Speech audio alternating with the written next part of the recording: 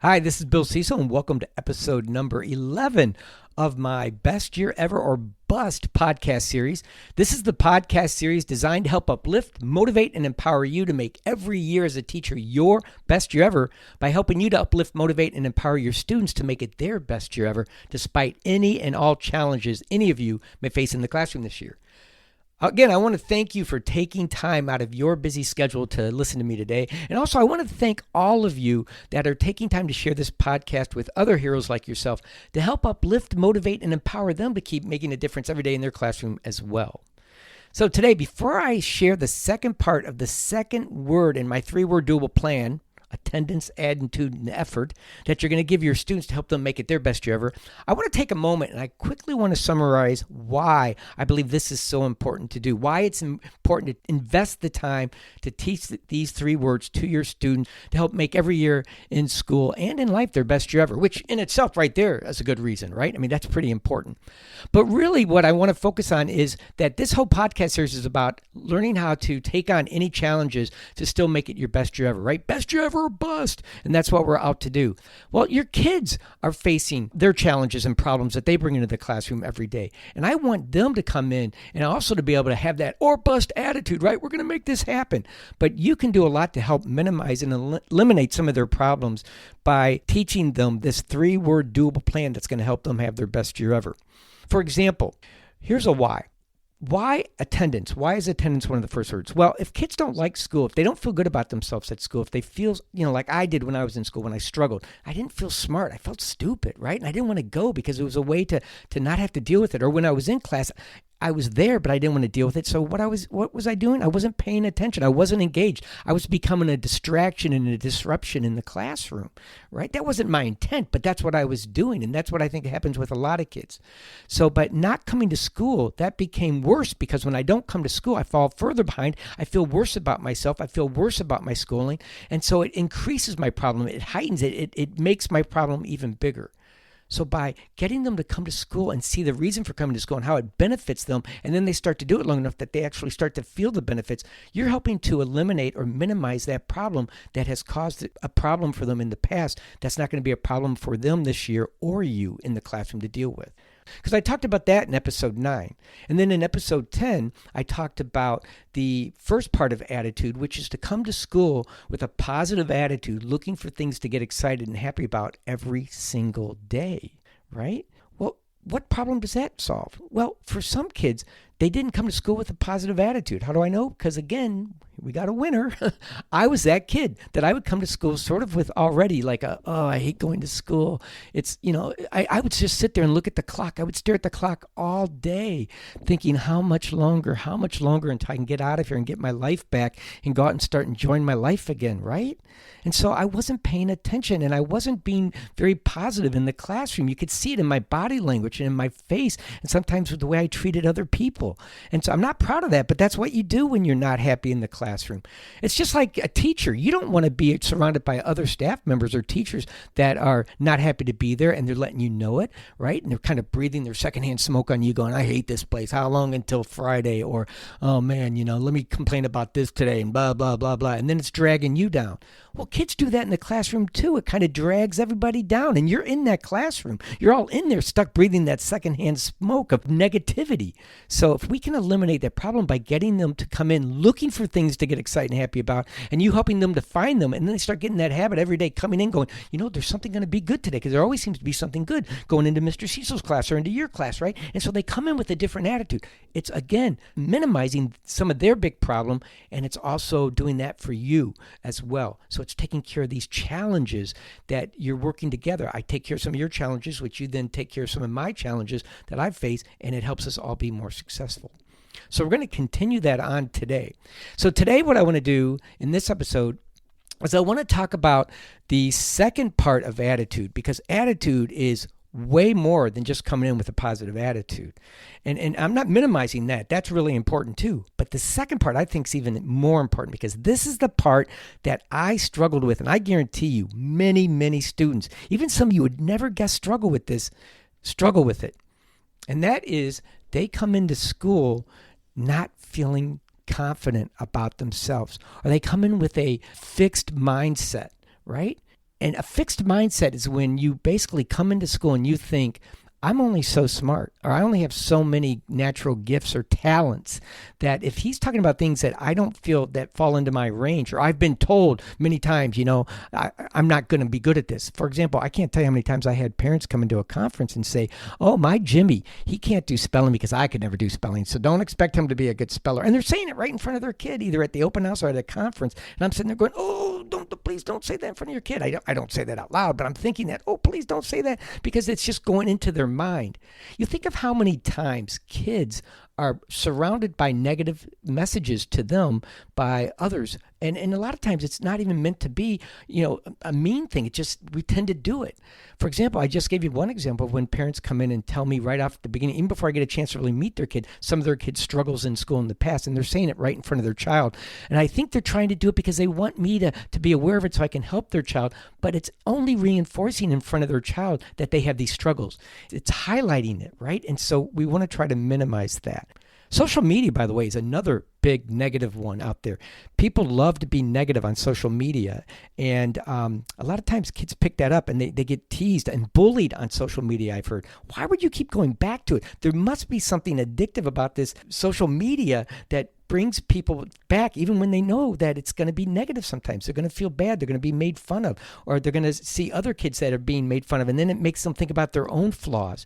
And so it's negative thoughts and messages going into them, and we want to try to eliminate some of that, obviously, in our classrooms, because that's only going to make them have more of a negative or fixed mindset where they believe that, there's so much in this life I can't do. Let me focus on can't. And can't becomes a big word in their mind. And so even before they try, they decide they can't because either they're afraid to take a risk or they've been told they can't do something. And so we want to try to help do that. And that's what this episode is going to be all about today. And so one way we're going to deal with that is we're going to talk about the importance of repetition. Just like Facebook does it, right? There's a lot of repetition there. Ads do it when they're selling their products, repetition. They throw it out there in front of you so much that you start to just internalize it, and then it starts to sink in, and then you start thinking about it, and then the more you think about it, it becomes a habit. So this is negative for kids that were challenged or struggled like I did and didn't have a good self-confidence, but it's also hidden more in kids that seem to have it all going in their direction, but inside they're quietly struggling with some of these issues as well. So if we can help eliminate this, I think it's going to be very powerful.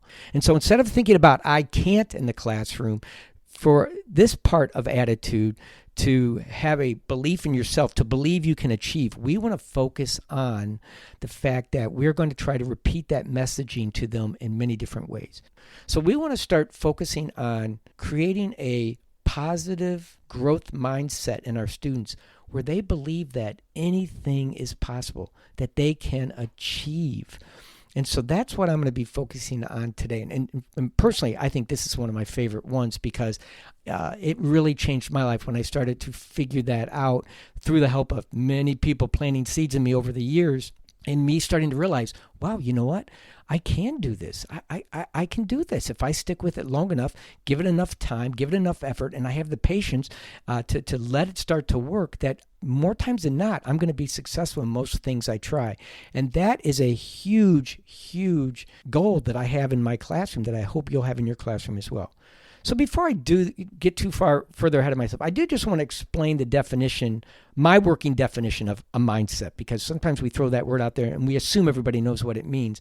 But for many years in education, we didn't use the word mindset. Okay, so I know it might be easier for many of you out there now to know what it is because I've heard it used much more often. But I just want to make sure for all listeners we're on the same page. So to me, a mindset is an attitude or a belief or an expectation that a person or a group of people has that drives the way they think and act. Let me repeat that again. A mindset is an attitude, a belief, or an expectation that a person or a group of people has that drives the way they think and act. So, for example, if you think you can't do something, that's going to drive the way you think and act. I can't do it, so I'm not going to do it. So I'm just not going to pay attention. Or I'm going to be a distraction or not come to school or whatever.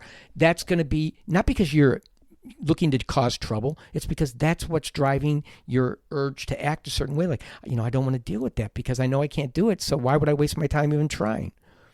But if you're thinking, you know what, I can do this if I give it more effort, why would you stop trying too soon?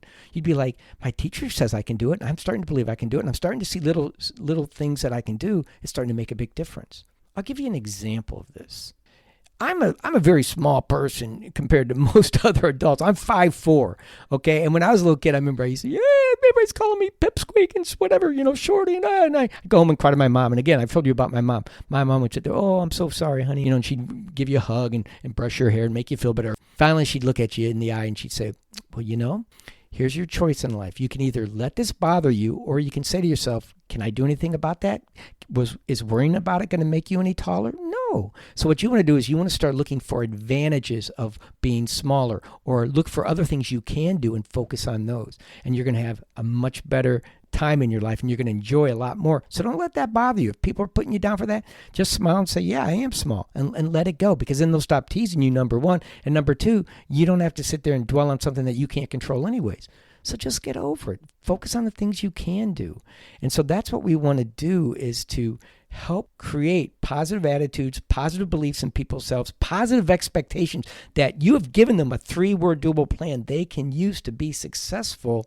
Then it will drive the way they think and they act in your classroom. And again, will have an effect on your teaching as well. So that's the first thing that I want to do. And if you remember in the very first one of the first episodes, I said that your job as a leader with a team to lead is, number one, you want to get your students to believe in you as the leader of your team. But more importantly, you want to make sure that you get them to believe in themselves before any real learning or magic can take place in your classroom, right? That's what you got to do. You got to get them to believe in you as a leader of the team. And then for you to start getting them to believe in themselves so that they can then start doing the things you want them to do that will actually help them become more successful. And then it gets everybody more engaged and involved, going in the same direction, which is where the magic best year ever is going to start to happen. So there's a reason for all of this, okay? There's a reason to my madness, so to speak. So what I want to do is, if you remember, in the first 5 or 6, 7 episodes, I was giving you your doable plan, the 4 setting the table for success, the 4 strategies to help you build your winning team in a positive, safe learning environment where everybody can thrive in, right? So that's what I did in those episodes. And in these 4 episodes, because I have one more coming next week, I'm providing you with the doable plan to get your kids to believe in themselves. They're probably by now already starting to believe in you if you've been using those 4 strategies. But now it's time to really start focusing on getting them to believe in themselves so that they can start really elevating their game and wanting to be there more and being more, an active part of your team instead of being a distraction. And so these 4 episodes, this mini series, I guess, is designed to help you give them their doable plan. With that in mind, let's talk about this one. This is the one that, like I said, I struggled in school, and so not being able to believe in myself, and I didn't believe I could achieve. I thought because I was labeled stupid, I don't think I was ever called stupid, but again, my teacher said, oh, you're not as smart as your sisters. You're not as smart. Your sisters were so smart, and they paid attention so well, and oh my goodness, why can't you do that? Boom, inside I'm thinking I'm dumb, so why even try? So we want to break that trend. And so today I want to give you at least 3 or 4 things that you can do, that you can repeat. Use repetition to really help get your students to start to, if they haven't already, to develop and grow a positive growth mindset where they start to believe, oh, I have a plan and this plan works. And so, yeah, I can actually do way more than I ever thought I could. And the sad thing about that is that many of you will have kids out there, in fact, including yourself. You were born with this mind that if you wanted something, you just went for it. You didn't sit there and think, well, let me analyze this first. Can I do this based on my skill set, or can I do this? When you were learning to walk as a little baby, for example, you didn't sit there and lie in your crib and go, I'm watching other people walk. Now, is this something I can do? I'm looking at my legs and they look a little kind of wobbly and kind of, not very muscly there. So I don't know if I'm never going to walk. I can't do that. I'm not built for that. I can tell based on these, you're not doing doing that. You're not thinking can'ts. You as a little baby, you're looking at other people walking and you're like, just naturally, I want to do that. In your little baby brain, you're going, I want to do that. I want to do that, right? I don't know if you use exactly those words or any words at all, but you're thinking that, obviously, because eventually, and I'm using my son as an example. My son's 30 now, I'm sure, or almost 30 now, and I'm sure he would really appreciate me telling you this story, but I'm going to tell it anyways. My son was so cute when he was starting to learn to become mobile, I'll say, right? And so at first he was just he was a big kid. So, and again, my wife and I are both very small. He came out big, and my wife had to have a C-section because he was so big, and he had a big head. And I know there's a big brain in there because he had a big head compared to a little body. And I don't know if most babies are built this way. We only had one kid, so this is my one and only. So I'm assuming maybe that's kind of normal. But man, he had a big head, and I thought, this kid, is he ever going to grow into that head? And so what happened was, he'd be lying on his back or on his belly, and he'd be watching us move around. And for the first number of months, he was happy with that because we'd bring him everything he needed. But eventually you saw that he was starting to want to roll over. And once he started to roll over, he was starting to move more. He wanted to crawl around a little bit more. And so what was happening is, I think he was starting to say, I want to be like them. And so he, in his little baby brain's like, I want to move. So he started moving his arms and legs, and he realized, hey, it's almost like a turtle, but he's moving. And he's like, I can actually move myself from this place to that place by doing this with my arms and legs and keeping my head up, and that's what he was doing. But it was so cute when he started to want to walk, because you could see he was looking at us and he wanted to stand the next step. And so what he would do is he would then put his hands on the coffee table. You'd see this head start to come up over the top of the table, and you'd see his eyes, and he looked so determined, and his body was shaking and his head was shaking, but he was starting to pull himself up, and he's like, hey, I can do this. And then he'd fall, boom. And he wouldn't just sit there and cry and go, I can't do this, I give up. You'd see those hands come back up on the table. And again, you'd start to see that head slowly come up, wiggling and struggling. And he'd start to come up again. And sure enough, boom, he'd fall again.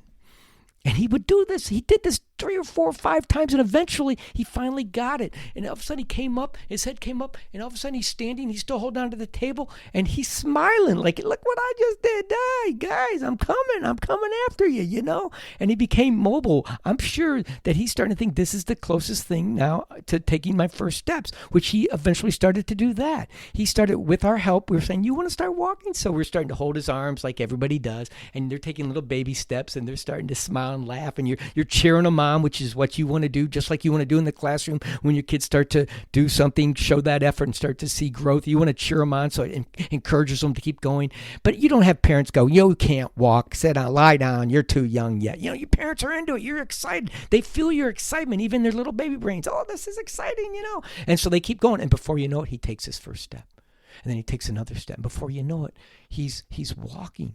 Slowly, but he's walking, and then he starts walking, and then eventually he starts running, and before you know it, he's in high school and he's running cross country, and his team won all state here in Mason, Michigan, first time ever I'm plugging his team, first time ever. And then he goes down to college as a runner. They're inviting him to come run at their school because he's such a good runner. And it all started back from him putting those little hands, or crawling on the floor, or putting those hands on the table and pulling himself up, right? It started somewhere.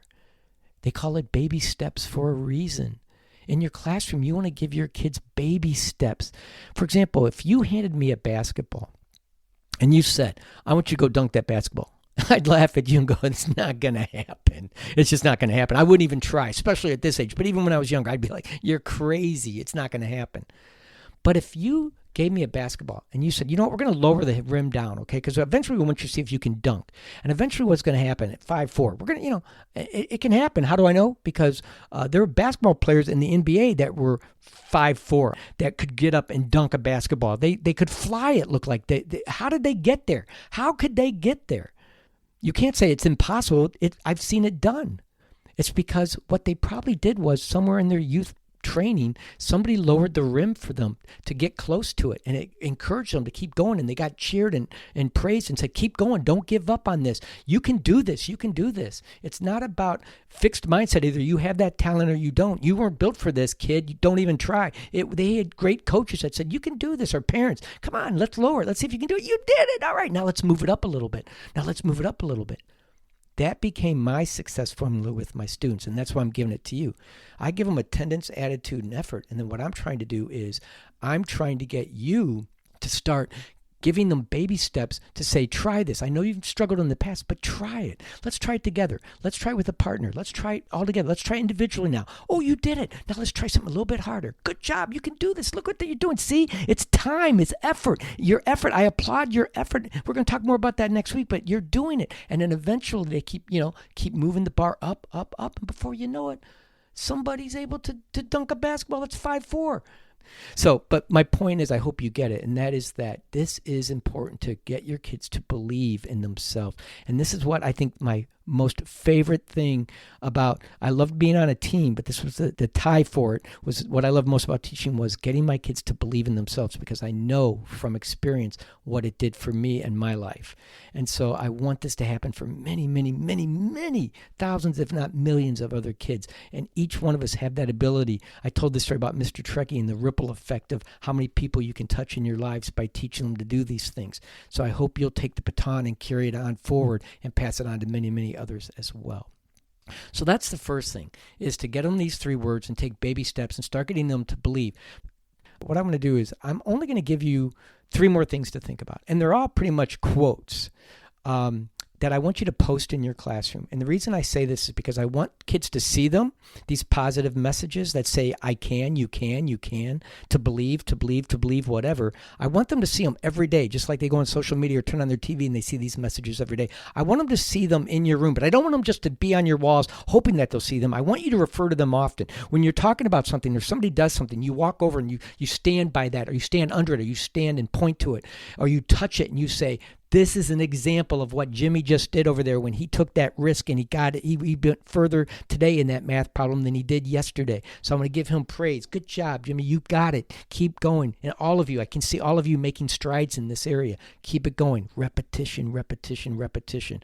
We're gonna get that growth mindset growing. We're going to keep it growing. It's like pouring water on a seed, giving it sunshine and water. We're going to keep watering it and giving it sunshine, praise, and we're going to keep this mindset growing in each of our students. So I want these 3 posters or slogans or whatever, in your classroom and using them. I want you using them on a consistent basis daily if possible. It doesn't have to be every single day and every single poster, but that you, as you move around the room, you can always go to one and point to it. Or by standing next to it, the kids are looking at you, but they're also seeing that message as you're talking positive in that message. Even if you're not talking about that poster, it's still there and they're seeing it. And it's going in, right? It's helping them to grow. So the first quote is by one of my all-time favorite authors. His name is Napoleon Hill. He has 2 books that they're prized possessions in my library of books. And the first one is Think and Grow Rich. His other book, which I love, that came before that, is The Science of Success, which is the long version. It's like a 2-volume book of the Think and Grow Rich. There's a quote that he has that I absolutely love that talks about what we're talking about today. And it says, belief is truly a magic word. It's the beginning of all success. It is one you must develop before you can become a success. I'm going to read that again. Belief is truly a magic word. It is the beginning of all success. It is one you must develop before you can become a success. This is a great message to put in your room and to share with your kids right away, even as you're talking about this word attitude when you get to it with your kids and you're sharing the 3-word doable plan. Talk about how it is a magic word.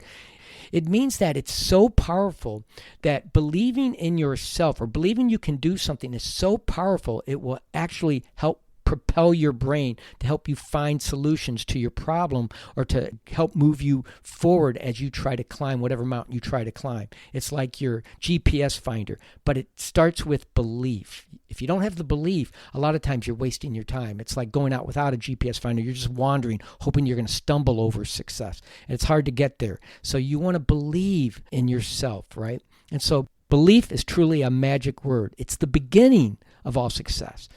And it says it is one you must develop before you can become a success, right? And so you have to develop your sense of belief. And so that's, once you do, it's like that's where the magic starts happening, just like in your classroom. If you can get your team to believe that we can all work together to make it the best year ever, that's where the magic starts to happen. And believe me, I got to see a lot of magic taking place in my classrooms over the year, and I'm so excited to think that many of you are going to get to do this as well if you're actually following through on the steps.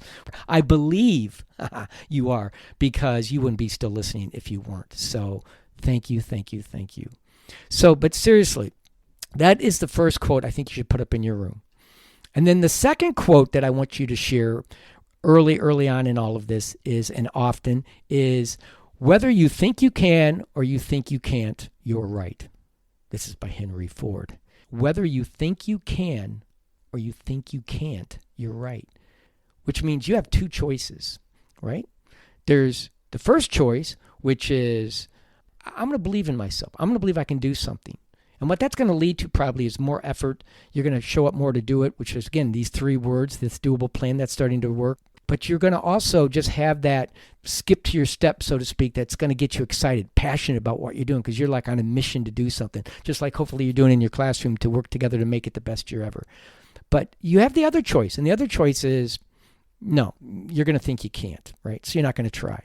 But you control these choices. It's your choice. It's not you were born with it, talent or not. Most times it's, do you want to do it? Then put in the time, put in the effort, put in the patience and the perseverance, and see what it does. I bet it's going to be a lot better than where you are right now, no matter where it ends up. And so that's a great message to give to your kids, right? So if you think you can, you probably can. That's what Henry Ford's saying. If you think you can, most times you can. And if you think you can't, most times you can't. You're right. So that's another one I like that you want to put up in your room. And then there's one that I have in the front of my room that I always liked. And it was more of a slogan than a quote. It just said, believe you can achieve.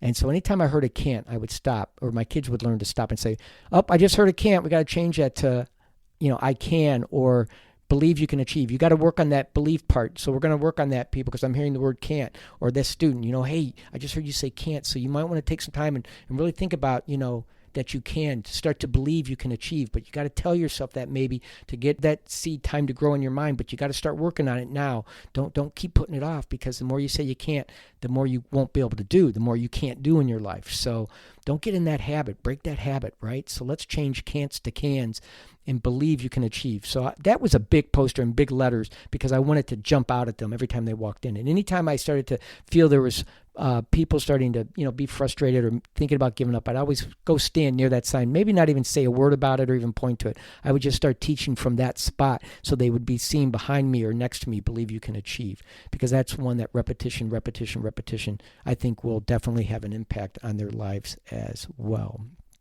The last one I want to share with you, I'm going to give you a bonus one, because I just thought of this and I think it's really cool.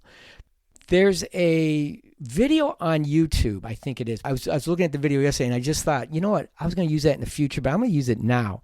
There's a video by Dalton Sherman, and he's a kid at the time. I'm sure he's like a grown man now, because this is an older video. It's only 9 minutes long, so it's worth a look. If you Google Dalton Sherman, or I'll tell you what, I'll even put it on my resource page, the link, if you want to go to my website, bestyearever.net. Definitely I'll try to have it on my resource page. You can click on that link, or just go to Google or any search engine and type in Dalton Sherman, and I'm sure that speech will pop up, because it's pretty cool. This kid is standing in front of it. Looks like, I think if I remember correctly, it was like Dallas or Houston, some major school districts, teachers and staff were gathered in an arena. This is how big this district is. It was like a sports arena.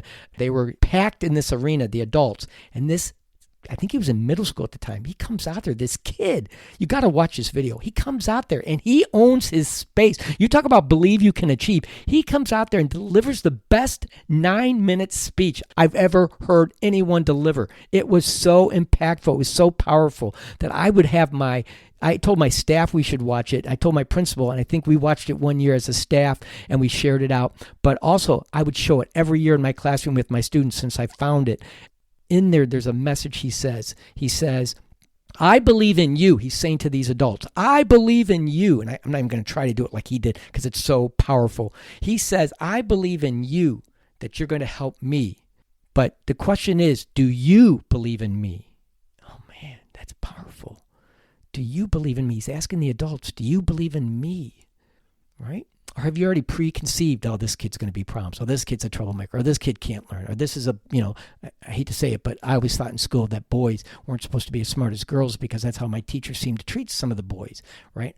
And so are you going to preconceive your students? Are you just going to go in with an open slate and know that they're all capable of doing amazing things, right? It's an even playing field. It's what they decide to put into it. And so he delivers the greatest speech.